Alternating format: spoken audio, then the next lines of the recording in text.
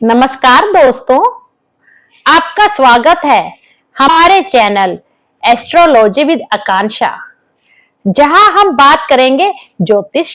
ज्योतिष केवल ग्रह नक्षत्रों की चाल नहीं है, अपितु यह एक विज्ञान है जो बहुत ही सहायता करता है हमारे जीवन की परेशानियों को कम करने की। एक अच्छा ज्योतिष आपको डराता नहीं है, बल्कि समझाता है कि किन उपायों से आपका जीवन बेहतर बन सकता है।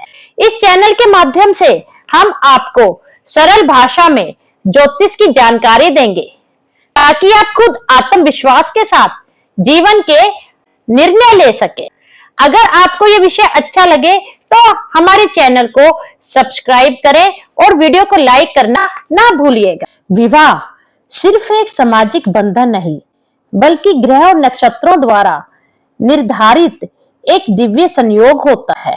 ज्योतिष शास्त्र के अनुसार दो व्यक्तियों का मिलन तभी संभव होता है जब उनके ग्रह, कुंडलियां और कर्म एक विशेष ऊर्जा से जुड़ते हैं।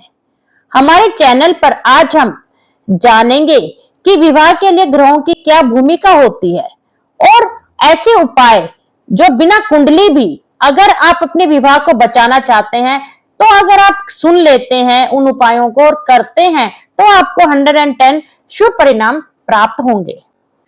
विवाह सुख के लिए कुंडली का 7वां हाउस जिम्मेवार होता है। यही हाउस हमें विवाह, जीवन साथी, वैवाहिक सुख और साझेदारी, पार्टनरशिप दिखाता है। आप इसमें क्या क्या देखते हैं? सप्तम भाव का स्वामी, यह स्थिति ग्रह तय करते हैं कि व्यक्ति का जीवन साथी कैसा होगा। यदि इस भाव में शुभ ग्रह जैसे बृहस्पति, शुक्र या चंद्रमा हो तो वैवाहिक जीवन बहुत ही सुखद रहता है। और इसके विपरीत अगर मंगल, राहु, शनि जैसे पाप ग्रह यहाँ पे स्थित हो तो विवाह में देरी, तनाव या असंतोष देखने को मिलता है। शुभ दृष्टि अगर सप्तम भाव पे शुभ ग्रहों की पड़े तो भी जीवन साथी के साथ हमारा मेलजोल बन जाता है। एक स्त्री की कुंडली में जो गुरु ग्रह हैं वे पति के सुख का कारक होते हैं, और एक जो पुरुष की कुंडली है उसमें शुक्र ग्रह पत्नी सुख का कारक होते हैं। अगर आपकी कुंडली में गुरु और शुक्र शुभ स्थिति में है, अपने खुद के राशि में है, उनकी शुभ दृष्टि है आपके 7वें हाउस पे।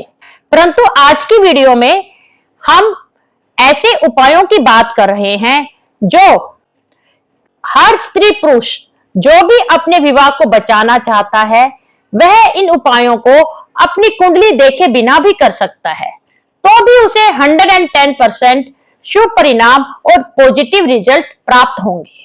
सर्वप्रथम अगर पुरुष अपने विवाह को बचाना चाहते हैं तो वे गाय माता की सेवा अवश्य करें। सेवा से तात्पर्य यह है कि आप रोज गाय माता को रोटी अगर हो सके तो दिन के 12 बजे चीनी या मीठी दही रखकर खिलाएं और गौ माता से अपने विवाह को सुंदर बनाने हेतु प्रार्थना करें। पत्नी के साथ शुक्रवार को जो पुरुष विवाह को सुंदर बनाना चाहते हैं वे देवी मंदिर अवश्य जाएं। सफेद मिठाई या मिश्री वाली खीर माता रानी को भोग लगाएं। अगर आपके पास समय नहीं है मंदिर जाने का तो आप सफेद मिठाई या मिश्री वाली खीर का भोग अपने घर के मंदिर में भी लगा सकते हैं। और पति और पत्नी बड़े ही प्रेम पूर्वक माता के खीर के प्रसाद को ग्रहण करें। पति को चाहिए चांदी की पायल। शुक्रवार को पहले दुर्गा माता के मंदिर में माता के चरणों पे लगवा के और फिर घर लाके उसे अपनी पत्नी को बहुत ही प्रेम पूर्वक गिफ्ट करना चाहिए। और हर महीने जितना भी आप कमाते हैं उसमें से कुछ रकम अपने पत्नी को सिर्फ उसकी पर्सनल यूज के लिए आप देने लग जाइए। और आप कोशिश कीजिए कि हर शुक्रवार को अपनी पत्नी को जो भी श्रृंगार से रिलेटेड चीजें हैं जैसे चूड़ी हो गया, सिंदूर हो गया, नेल पॉलिश, बिंदी, यह उसे दिलाएं या उसे पैसे दें। पत्नी को समय समय पर गुलाब का फूल गिफ्ट देना भी बहुत ही शुभकर होता है। परफ्यूम की जगह आप पत्नी को हल्की खुशबू वाला इत्र भेंट करें। हर विवाहित पुरुष के लिए पत्नी साक्षात शुक्र है। अगर आप पत्नी को अति प्रसन्न रखोगे तो शुक्र आपके अपने आप बैलेंस हो जाएंगे कुंडली में। आपकी लाइफ में लग्जरी और लक्ष्मी माता का आगमन कभी भी खत्म नहीं होगा। दूसरी ओर अगर स्त्री अपने विवाह को बचाना चाहती है तो रोज सुबह परिवार में जो भी बड़े बूढ़े आपके साथ रहते हैं या आपके साथ नहीं भी रहते, समय समय पर उन्हें प्रणाम करें और आशीर्वाद प्राप्त करती रहें। हो सके तो रोज सुबह पति के चरण स्पर्श करके और अपने दिन की शुरुआत करें। अपनी कलाई में सदैव कोशिश करें कि कंगन हमेशा आप पहने, और अगर कंगन आपके पास नहीं है या आप किसी भी कारणवश पहनना नहीं चाहते तो कम से कम कांच की पीली चूड़ियां या पीला चूड़ा आप अवश्य अपने हाथों में पहनकर रखें। किसी भी हाल में अपनी दोनों हाथों की कलाइयों को सूनी ना रखें।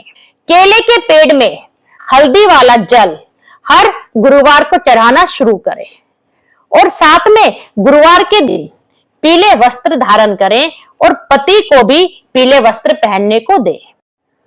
गुरुवार को पीली गाय को गुड़ वाली रोटी या बेसन की मीठी रोटी, बेसन के लड्डू, कोई भी चीज जो पीले रंग की हो वह गाय माता को अवश्य खिलाएं। वैसे तो हर मानव की कुंडली में ग्रहों की स्थिति अलग अलग होती है, परंतु इन जनरल जो मंगल ग्रह हैं वह विवाह को बहुत ही खुशहाल बनाते। अगर आपका मंगल अच्छा है तो आपको पति सुख मिलता ही मिलता है, और अगर आपका मंगल बद है या आपका मंगल नीच है तो मैं आपको ऐसा सटीक उपाय बताने जा रही हूँ जो 110% काम करेगा।